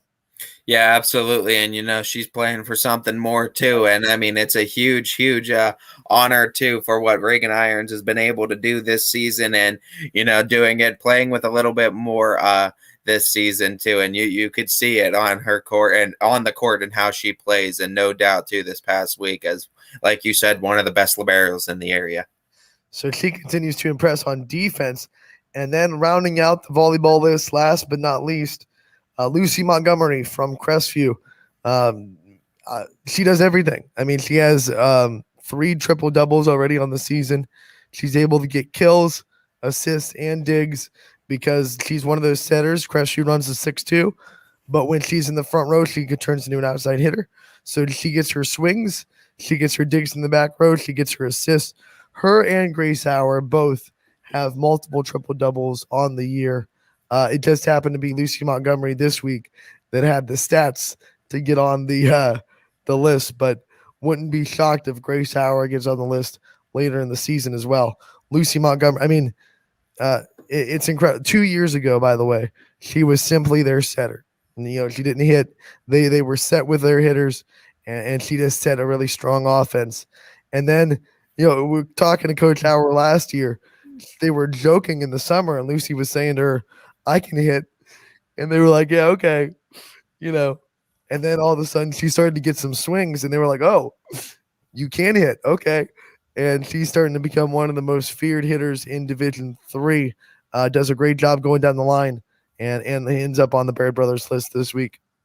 Yeah, absolutely. Lucy Montgomery is Miss Efficiency and Miss Versatility as she's able to do it and do it well from all areas of the court. And having multiple players like that makes it so much easier to coach a sport of volleyball too, when you know that there's always 2 players constantly on the court that you could count on being efficient and being versatile anywhere on the court. It's the Lucy Show. Yeah, there you go. There you go. The Lucy reference all over the place today on Running Point. So that to recap the volleyball list once again, you have Kaya White from East Liverpool, Megan Clockter from McDonald, Grace Hill from Beaver Local, Jocelyn Jordan from Austintown Fitch, Reagan Irons from South Range, and Lucy Montgomery from Crestview. Voting is like football unlimited and goes until Saturday at midnight. And let's just see what the voting is at now for volleyball. 15,069 total. So doing a good job just one day in for the volleyball voting. And we continue to expect that number to rise as Saturday approaches. Yeah, absolutely. And we wanted to shatter what we did last week. And we just hope that number continues to rise with each Big Dog of the Valley nominations each and every week. And you definitely expect it to. Well, like I said, with 6 players, probably going to exceed what it did with 5 players last year. But that means, we're not resting our laurels. We just set the bar even higher. Say, not just beat last week's, shatter last week's, because just beating last week's, that's child's play. There's an extra player. Yeah. Like, well, let's raise the bar. Yeah, absolutely. You know, absolutely. Let's get these communities involved. We have 6 communities on both sides of the sports, so get involved and get out there and vote.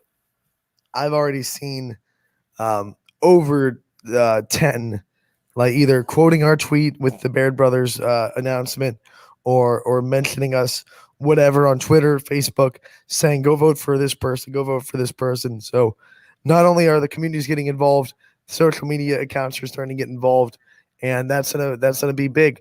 I think this year more than ever, we're seeing an influx in social media in high school sports, more accounts, more interaction between the teams and the social media platforms, and even the student sections and the social media platforms, and that should help the votes go up as well.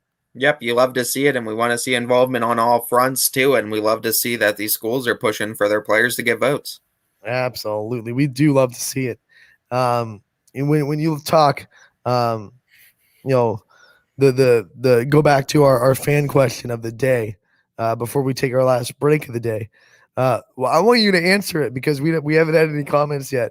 Well, answer it yourself. What do you think is the best quote that you've heard or seen from a high school coach over the years? I mean, it's easy for me now. I love stay even. I'm gonna say it. I love stay even. We had Coach Mike Bailey from Salem here, and I mean exactly what one thing that I still remind myself too, and I find myself saying all the time, and it really is. It's a fantastic quote, and it's simple. It's a simple 2 words, but it's one that you could throw on a shirt and you know exactly what it means if you've talked to Coach Bailey, and it's a great one, honestly. You stole mine, Ty. Yeah, I knew you were gonna go for it. If you want me to go first, I'm taking it. No fair.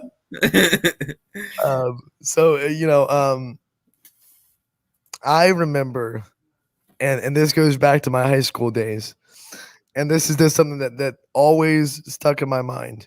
We when I was in high school at South Range, we had a very good running coach, Mr. Numbergut. I can't remember his first name to save my life.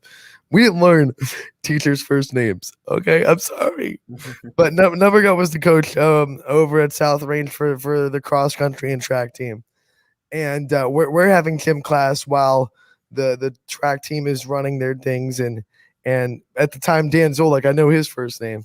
Sorry, he was coaching the baseball team, and he's getting on his team, and he's saying, guys, if you don't start to play harder, I'm going to make you run. And then Coach Lumbergut hears that and then goes over to Coach Zolik, and he sits there for a minute, and he goes, guys, if you don't start running harder, I'm going to make you throw baseballs around for the rest of the day. And that is, he goes, other sports use us as a punishment. Like, and I love that from the runnings coach, like other, and he put on a shirt too. Other sports use us as punishment, and I love it. I love it. There you go. That's it. That's hilarious though. But I mean, that's right though. I mean, it's a great quote too, especially for the sport specific too. I love it. And I love the ability to go up to the baseball coach and throw shade like that. Yeah, like that's savage. That's savage. Yeah, I remember that. Another quote I do remember though too, and I remember this, and he's still there, Coach Beanie at Austintown when he was there. I remember the one quote he always used to say, and it wasn't. I don't even know if it was with sports, but I think he did say this with sports too. But he said this too because he was a health teacher for a while too, as well as a gym teacher. And it was always, and it's a quote that I still remember to this day, and it's "Show me your friends, and I'll show you your future." And it's one that he always used to tell us every day. And it was a good quote too, because I mean, it resonates too. The people you hang around with are really going to impact and affect where you are going to end up to and what decisions you make. So it's definitely one that I always remind myself too. And it's a good lesson too to pass on to younger youth, especially in high school. Ty, that is never more true than it is in high school, because that's when you're shaping who you're going to be. And sometimes who you hang around in high school can take you down a path that is really hard to get out of. Yeah, exactly. And it's a good reminder too. Just to remind yourself, is the type of crowd I'm hanging out with where I want to actually be in life. The one that another one that I always liked, and you know, it's kind of, I think it's been said a lot now, but I had never heard it at the time, and it was from I know one of our teachers at South Range said it, and it was one of the gym teacher or someone that was involved in their athletics. And I want to say it was McClellan, who was our middle school gym teacher and also on the football staff for Coach Yeagley for a while. But he said, don't let your mouth write a check that your character can't cash. That's a good one too. And that's just, I mean, don't talk about stuff that your character can't back up, or don't boast yourself up or say you can do something that your character can't back up. And I think that's just so true, especially in social media now today. Like, don't say things that you can't back up with your character. And can't emphasize that enough.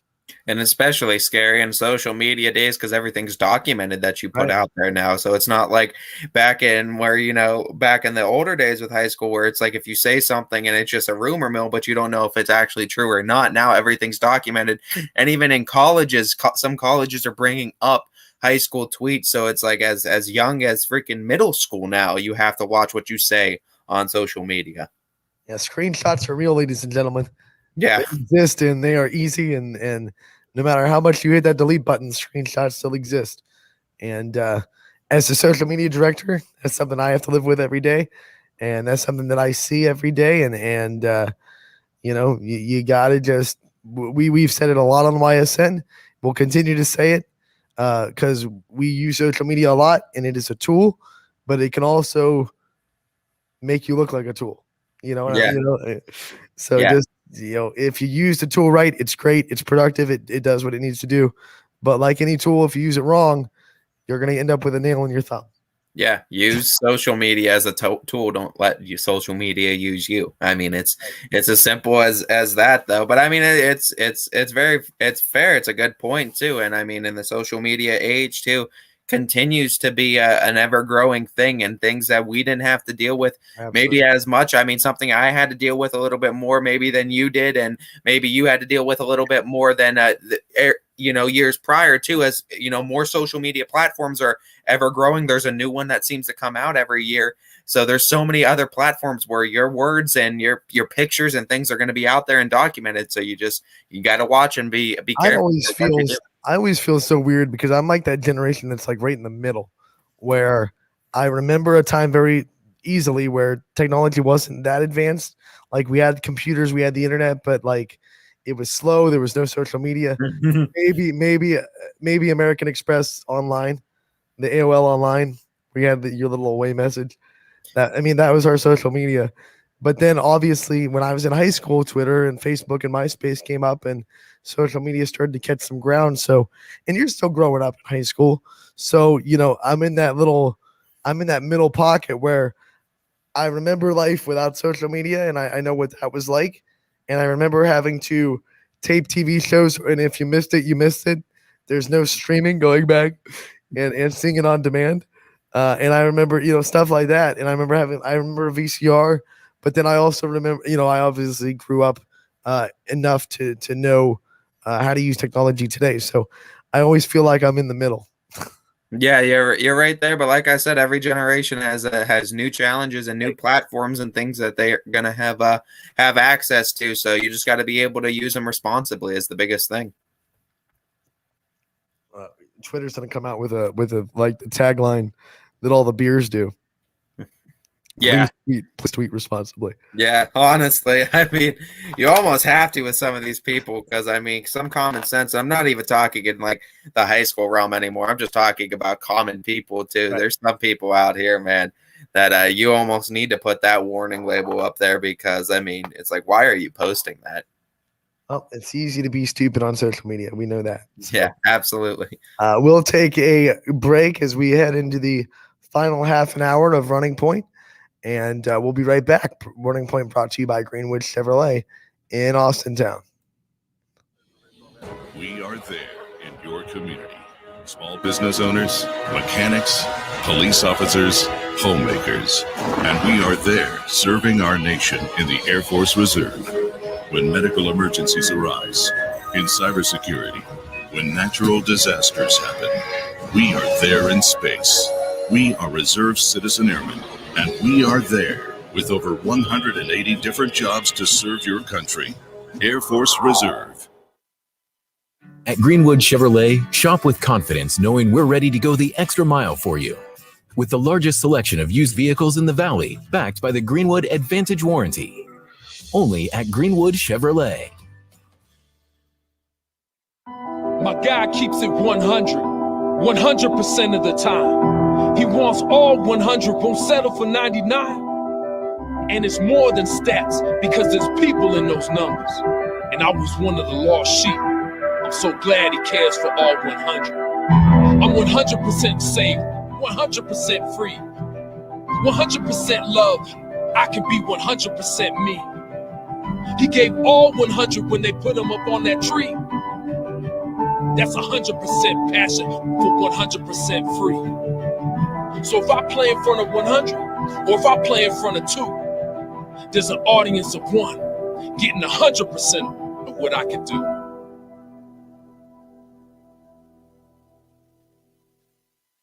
WRS Wealth Advisors is the area's premier wealth and retirement specialist. With our combined 70 years experience, WRS Wealth Advisors is the area's premier wealth and retirement specialist.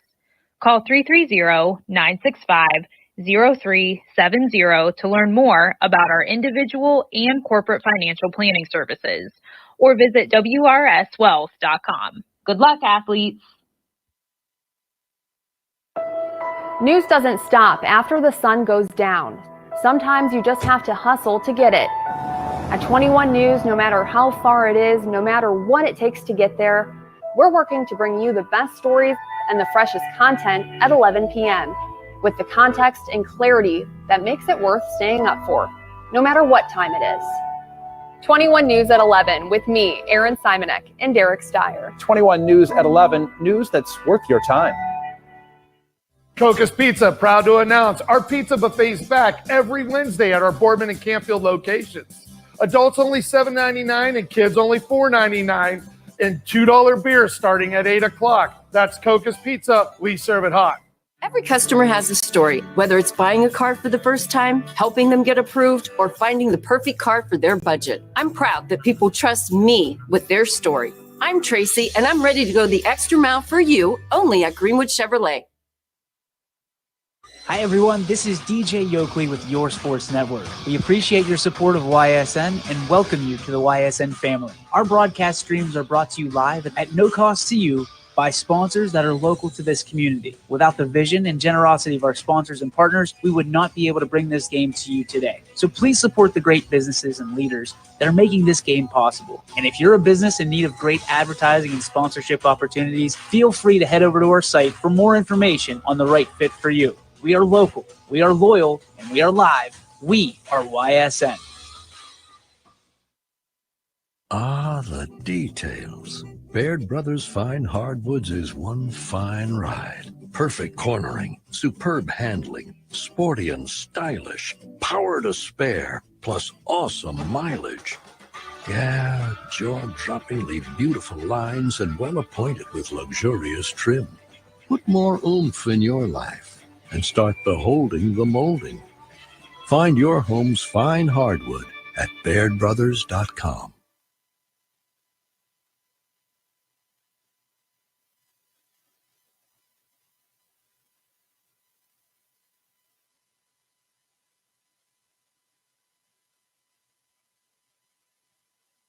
It's a new year at Acura of Boardman and Boardman Mitsubishi with huge savings on over 350 fully inspected vehicles. We have cars, trucks, SUVs, minivans, and work vehicles. We don't have it, our team will find it.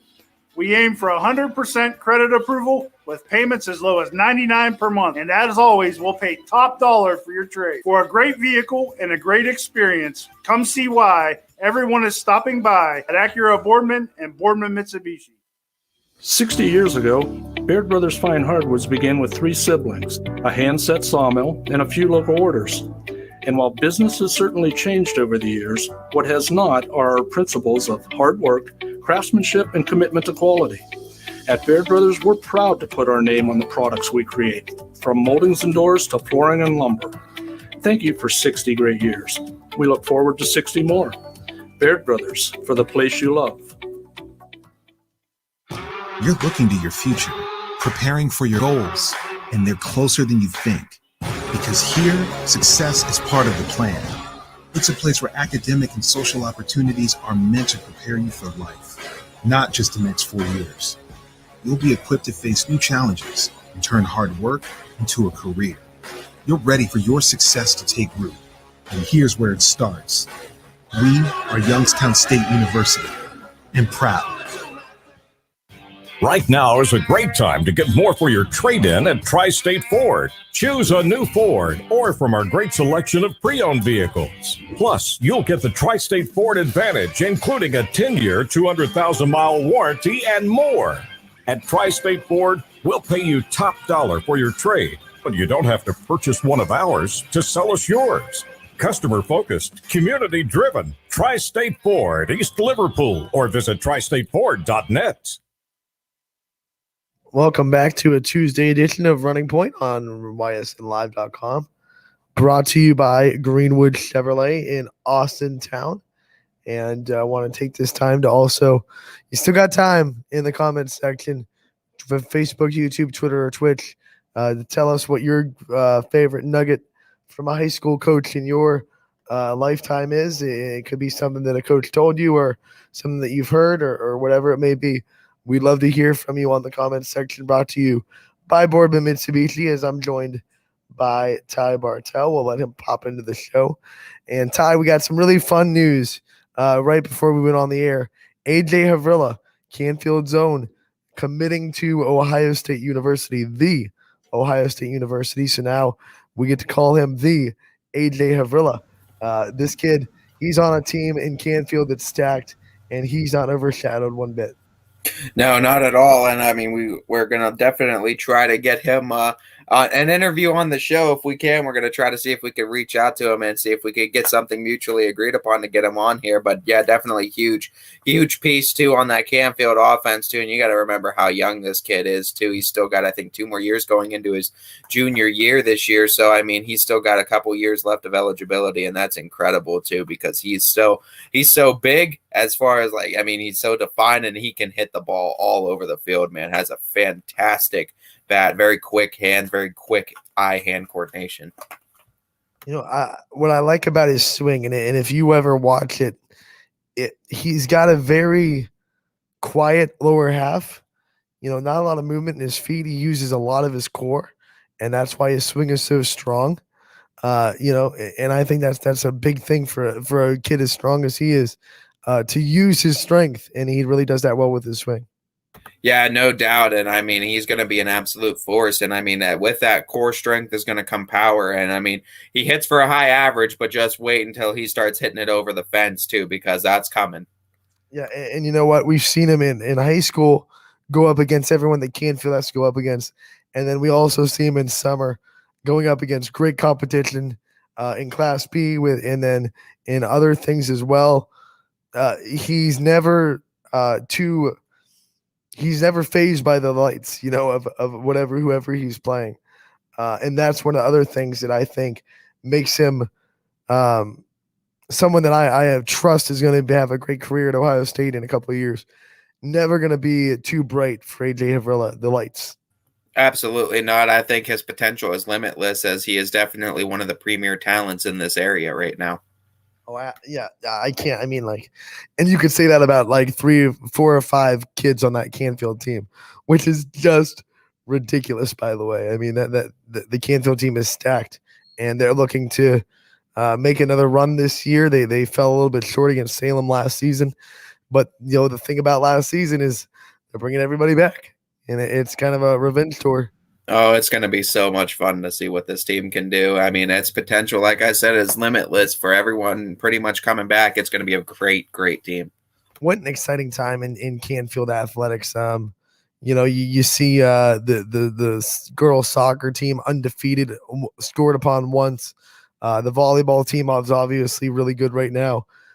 You got the basketball teams that are top notch. The girls team, I'm gonna look this up real quick as I keep talking, because I saw an interesting stat about their girls team shared from an alum. Let me get it up real quick. But yeah, their baseball team bringing everybody back. Okay, so I just screwed it up. Sorry, my big thumb ruined what I had, so I have to go back real quick. But yeah, their baseball team restocking. It's just an exciting time in Canfield right now. Yeah, no doubt. I mean, the football team doing what it does. The baseball team's always successful. Soccer programs, volleyball programs. I mean, everything usually successful over in Canfield. They have good sports programs all around the area. Here it is. The stat. This is from a Canfield girls basketball alum, and she says that the former high school coach there sends them newsletters about the program, and the latest one had this fact. And so this is from a former coach at Canfield, and he says that the Lady Cardinals basketball team, their overall record, this is like their program overall record, 825 and 268. So 825, 268, and that ranks in the top 10 all time for the state of Ohio. It's incredible. It's incredible. I mean, just fantastic teams all around, man. They just have fantastic programs. Just adding another notch in the feather of Canfield's cap, and what an exciting, like I said, what an exciting time in that athletics department. Didn't even give a shout out to their football team, by the way, which is rocking on all cylinders right now. Destroy New Philadelphia on the road. They look like they're rolling. So don't forget about their football team. I don't know. It's hard to forget about football because they're right in your face, but football team rocking as well. Yeah, absolutely. As it's gonna be a great season all around, as we always expected. Every time any sport comes around in Canfield, it seems like they're right in the thick of it. By the way, football team with a big matchup with Cheney this week too. Don't forget about that. Yeah, talked about that a little bit yesterday too, and I'm sure we'll preview it later on in the week as well. That just might be one of our 5 marquee matchups that we go in depth with on Thursday. Yeah, absolutely. As definitely going to be an interesting matchup between 2 Division III teams. All right, as we narrow down the day, let's go over what is happening tonight in the area. Like I said, very busy volleyball night with almost every team in action around the area. You have Fitch hosting Cheney. That's right there. You have Ursuline going to Maplewood, and that will be a 5:30 JV start. Western Reserve going to Waterloo. Hubbard going to Lakeview. That might be an interesting one. Hubbard looked pretty good on Thursday against South Range. Garrettsville Garfield gets back to action. They had to miss their last match on Thursday. They go to Brookfield. LeBret traveling to Crestview. Liberty going to Champion. Struthers going to East Palestine. That one will be on ysnlive.com. Valley Christian going at Columbiana. Poland will be at Struthers. Their school will have that one. So that one will be live on ysnlive.com. I will be in Girard. Jefferson going there. Jefferson 5-1 in the league. Girard undefeated. So big matchup in the NE8 in Girard. That one will be on ysnlive.com. Latonia traveling to Lisbon. That one will be on ysnlive.com. Rick Daly will have the call there. And United hosting Wellsville. And the school will be taking care of that one. So that one will also be broadcasted live. You look at soccer, and we have a majority of the boys' teams in action tonight. Waterloo going to Brookfield. Jackson Milton going to Champion. Ursuline going to Columbiana. Camel going to LeBray. Austintown Fitch going to Boardman. That should be a really good matchup. We already saw what the girls did yesterday. Yeah, absolutely, and we expect that too. As like I said, anytime Boardman and Austintown are in the same sentence, it's bound to be something interesting. It's those ABCs of the AAC, you know what I'm saying? Yep, absolutely. And Hubbard going to Poland as well. Remember, Poland, one of the undefeated teams in the area in the boys section. So they'll look to keep that undefeated record tonight as they welcome in Hubbard Eagles. Yeah, and that should be another interesting matchup too, as we're excited to be looking forward to some more area soccer as the season keeps going into the thick of it. And as we talk about soccer, which is, of course, an outdoor sport, let's look at Storm Tracker's 21 forecast for today. And boy, is it beautiful. 84, partly sunny all night. So most of these soccer games kicking off at 7. The kickoff temperature should be 81 degrees, partly sunny. So no reason not to get out and support a soccer team. Might be one of the last really warm days that we get, because we know as the calendar moves forward towards September, towards October, these warm days are going to get less and less. Yeah, absolutely. And the days are getting shorter by the minute. So, I mean, we're going to be getting right into the thick of the winter here before you know it. Days are getting shorter, and the temperatures you can see at night and the morning are getting colder. And so you definitely want to take advantage of the opportunity to go out and watch some soccer if you're a soccer fan, or get out and watch some volleyball if you're a volleyball fan. Plenty of games to go to, and there are plenty of games on the network as well. So go to ysnlive.com/live to check out what games will be broadcasted on the network as well. Yeah, absolutely. Just stay tuned to our site, as you'll always see any updates that are coming about what games are going to be on the network, as well as our social media pages, Facebook, YouTube, Twitch, Twitter. Stay tuned to all of those too, as we'll have regularly scheduled updates too on any programming notes or anything update-wise stories.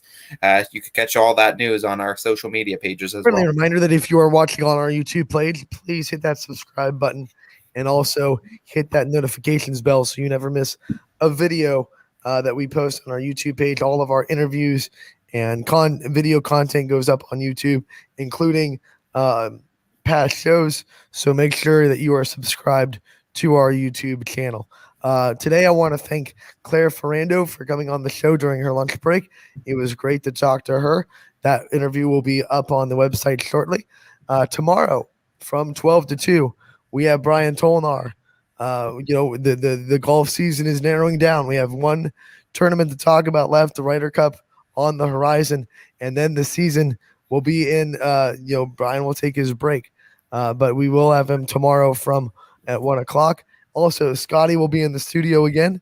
We love having Scotty, so don't miss that tomorrow from 12 to 2 on YSNLive.com. Oh my. He's gonna power through it. We almost got through it. So from 12 to 2 tomorrow, Running Point. Coming up next on YSNLive.com is the Casual Sports Podcast from 2 to 3. Alec and Matt will have you covered with that. So don't miss any of that. We'll see you tomorrow, 12 to 2. Have a wonderful day. We're going on a 21-hour break. I should say 22-hour. Yeah, you should. Because we are not 3 hours anymore. 22-hour break. So we'll see you tomorrow.